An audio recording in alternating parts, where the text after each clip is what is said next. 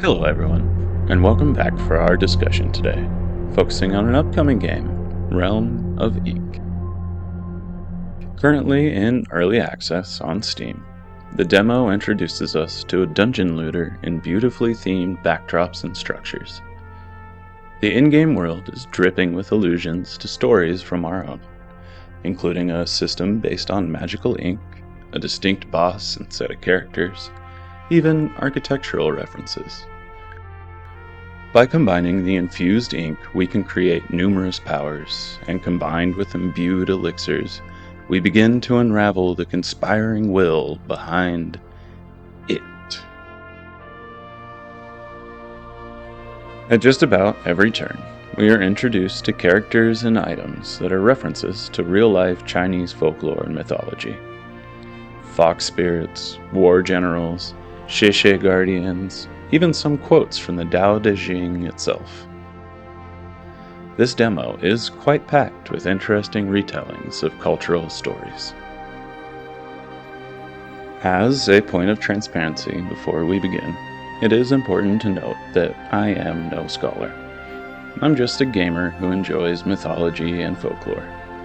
I do my best to do my research from multiple sources, and source my pronunciations from at least 2 different places. But I'm sure I'll slip up here or there. I always encourage respectful discussion in the comments if there is something you wish to add or correct. I love learning about etymology as much as mythology. With any legend that has so many years of history behind it, there are many retellings and regional versions of these stories. For the purposes of being respectful to the essence behind these fables, I'll only be focusing on the shared commonalities. With that, let's carry on for our discussion on Realm of Ink and the related real-world folklore and mythology that I found. We'll be starting with a quick version of the story of a magic brush. Give an all too brief overview of the 2 concepts we're introduced to through the game so far, then go into detail on some of the finer references I picked up on in my time with Realm of Ink. Ma Liang and the Magic Paintbrush.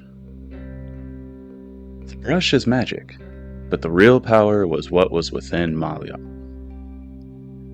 The boy lives in a village under the rule of a cruel magistrate, when one night a spirit gifts the boy a magic brush. Using his new magical gift, he works to make life better for his local community. When the magistrate orders Ma Liang to instead paint a fortune for him, the boy tricks him and traps the greedy man within a painting. Taoism. The eternal truth that can be spoken is not the eternal truth. Translating essentially to the way, it is a logical trap for us to define Tao in any conventional way. It is commonly said that to focus on the Tao is not to embody the Tao. Instead, one should give themselves over to their work or natural passions and allow themselves to experience the Tao.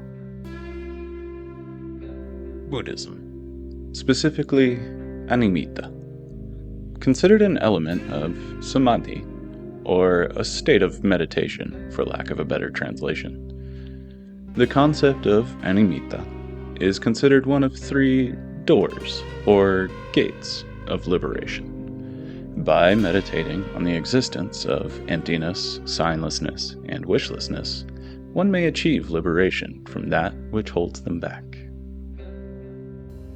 Starting off, we have a couple characters that seem to be direct references to folklore. Then we'll touch on some more indirect references, as well as a few theories of inspiration. Guan Yu is portrayed in the game as a peppy camp chef. She is one of the 3 main merchants available in the break room of the dungeon.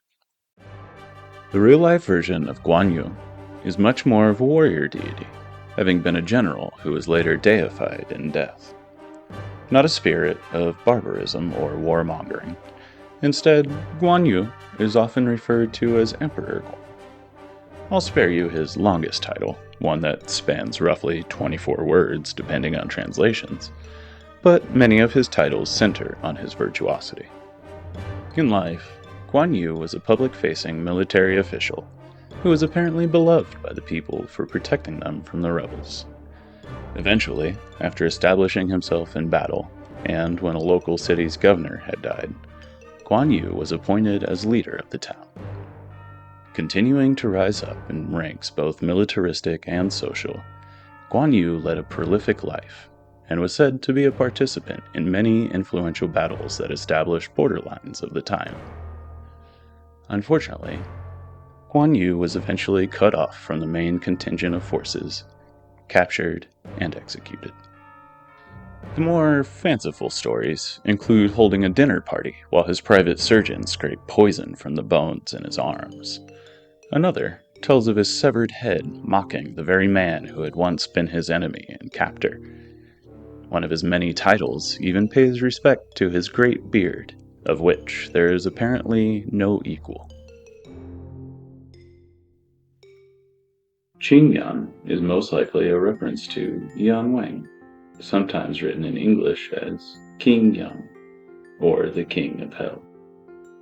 Some may remember Yan Wang from the story of Wu Kong's journey to the West, though they have appeared in modern shows, as well as on the effigy of Hell Money. In Realm of Ink, Qing Yan serves as a guide to understanding magic ink, providing upgrades to our ink gems. This would make sense with our connection to the King of Hell, as this very clearly is some form of afterlife.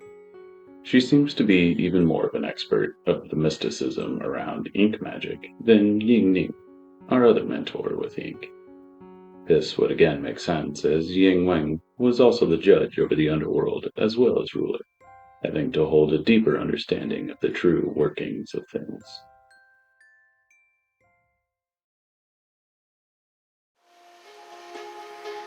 There are some other possible connections with character or item names, though a little less direct, so I'll spend less time on them till the game story has a chance to expand a bit. There's the merchant, a fox spirit named Jin Qi, who offers us an assortment of upgrades during the break room. While not explicitly the same, I have a suspicion his name is a reference to Jin Chang, the common charm or totem of the three-legged frog meant to bring on prosperity. Seeing as how the fox spirit can often seem singularly focused on profit, I don't think it's too much of a stretch. Ru Yi is an occasionally appearing deal broker who can appear after clearing a room. Lacking any substantial dialogue, she does offer us rare items in trade for resources or health, or maybe even an outright cursed item. In our world, Ru Yi are a fairly common token of good fortune and power, most often appearing as an extravagant scepter in modern times. There are an impressive variety of perks and elixirs in Realm of Ink, and I'm sure I missed a few references, but here are a few that stuck out to me. We have the Rakshasa Ring, an allusion to the malevolent spirits of the same name.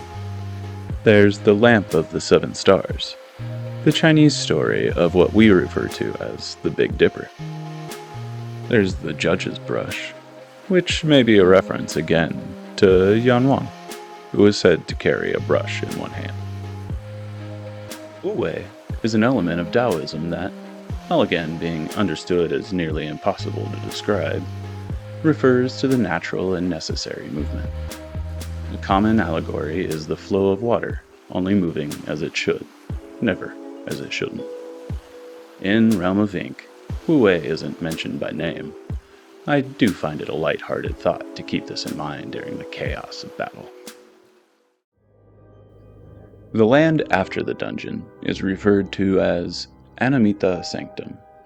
The word Anamita is a Sanskrit word that roughly translates to having no identity or having no cause or design. After we defeat the monkey general Yuan Yan, we return above ground and enter into a new landscape. We seemingly move on from a Taoist setting to one of Buddhism. There are statues of robed persons, heads shaved, with hands pressed palms together. We can see the crumbling ruins of Buddhist temples. There are even scattered ghosts, in line with the belief that desecration of ancestors can lead to their wandering spirits. Buddhism and Taoism actually share pretty heavily in this belief, a festival taking place in China in which families will make great and lavish offerings to those who have passed, not only focusing on their own family forebears, but it is also important to make offerings to those who may have been lost or forgotten. There's such a wide pantheon of deities, legends, and fables that Realm of Ink draws on. I simply can't cover it all here, and we're still in early access. If you enjoy mythological settings and grandeur, but find yourself needing a break from the all too common Greek and Roman inspired stories we get here in the West, I highly encourage this game. I've currently been enjoying the cloudy, swampy, and buzzy momos. I'm curious if anyone else has any better combos. The replayability is super approachable, and all the different characters and items will offer you plenty to spark some independent research. That'll do it for this week's episode. I hope you enjoyed the brief coverage of Chinese Taoism and folklore. Y'all have a good one.